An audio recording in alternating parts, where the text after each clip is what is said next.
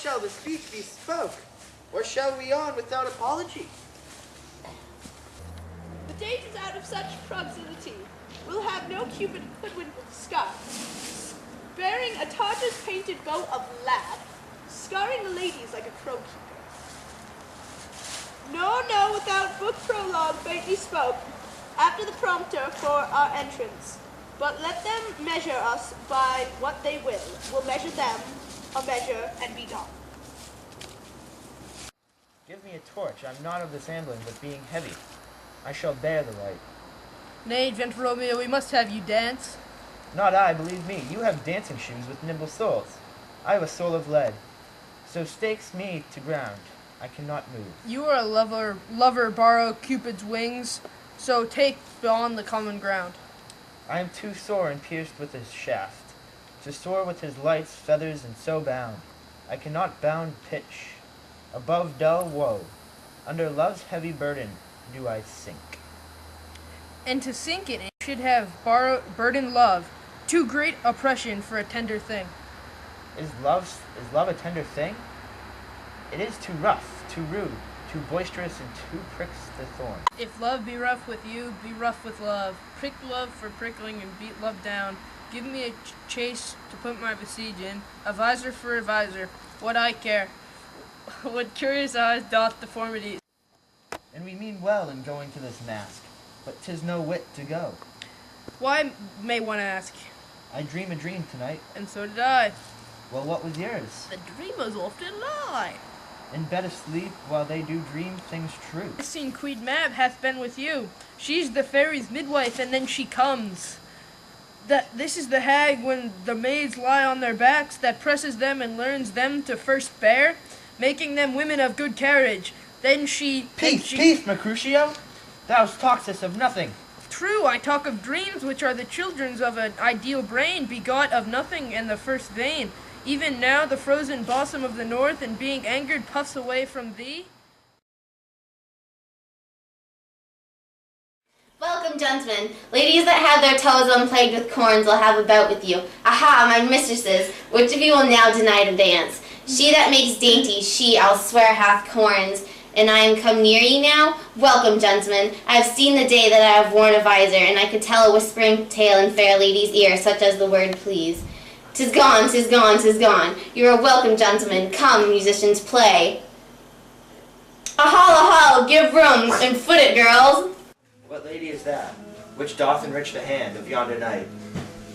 Oh, she doth teach the torches to burn bright. It seems she hangs upon the cheek of night, like a rich jewel the ether of year, beauty too bright for use, for earth too dear. So shows a snowy dove, tropping with crows, as yonder lady o'er her fellow shows. The measure done, I'll watch her place of stand, and touching hers, my blessed hands rude. Didn't my heart love till now, forswear its sight, for I've never saw true beauty till this night. This by his voice should be a Montague. Fetch me my rapier, boy. What dares the slave? Come hither, covered with an antic face, to fleer and scorn at our solemnity? Now by the stock and honor of my kin, to strike him dead I hold it not a sin. Why now, kinsman, wherefore storm you so? Uncle, this is a Montague, our foe, a villain that is hither come in spite, to scorn at our solemnity this night. Young Romeo, is it? 'Tis he, that villain Romeo. Content thee, gentle coz, let him alone. He bears him only a portly gentleman, and, to say truth, Verona brags of him to be virtuous and well-governed youth. I will not for the wealth of all this, and here in my house do him disparagement. Therefore, be patient, take no note of him. It is my will, the which of this respect show a fair presence, to put off these frowns, an ill-beseeming semblance for a feast. It fits when such a villain is a guest. I'll not endure him. He shall be endured. What goodman boy I say he shall. Go to, I am the master here, are you? Go to, you'll not endure him. God shall mend my soul. You'll make a mutiny among my guests. You will set cock-a-hoop. You'll be the man. Why, uncle, 'tis a shame. Go to, you make a saucy boy. Is it so indeed? This trick may chance to scaff you. I know what. You are contrary me. Marry to time, well said, my hearts. You are a princox, be quiet, or more light, for shame I'll make quiet, what cheer you my hearts. Patience perforce with willful choler meaning makes my flesh tremble in their different greeting. I'll withdraw, but this intrusion shall, now seeming sweet, convert to bitter gall.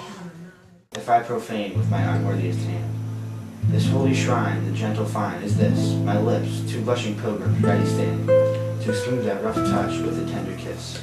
Good pilgrim, you do wrong your hands too much, which mannerly devotions show in this. For saints have hands that pilgrims' hands do touch, and palm to palms holy palmers kiss. Have not saints' lips and holy palmers too? Aye, pilgrim lips that are much used in prayer. Oh then, dear saints, let lips do what hands do, they pray. Grant thou, let's faith turn to despair. Saints do not move, though grant for prayer's sake. And move not, while my prayers effect. I take thus from my lips, by thine, my purge. Then have my lips the sin that they have took. Sin from my lips? O trespass sweetly urged. Give me my sin again. You kiss by the book. Madam, your mother craves away with you! Get my mother! What is her mother? Mary Bachelor. Her mother is a lady of the house. A good lady, and a wise, and virtuous. I nursed her daughter, that you talked withal. I tell you, he that can lay hold of her shall have the chinks. Is she a Capulet? Oh dear Count, my life is a foe's dead. Come on, let's go!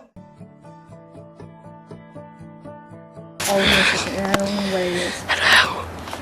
I've been in the wild for 4 days with no food. I'm approaching what looks to be a highway in the distance.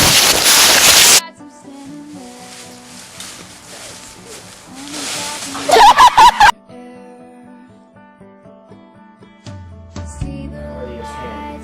This holy shrine, the gentle fine, is this, my lips, two blushing pilgrims, ready stand, to smooth that rough touch with a tender kiss. There, you're good. Go. You're free. You have no... Go! You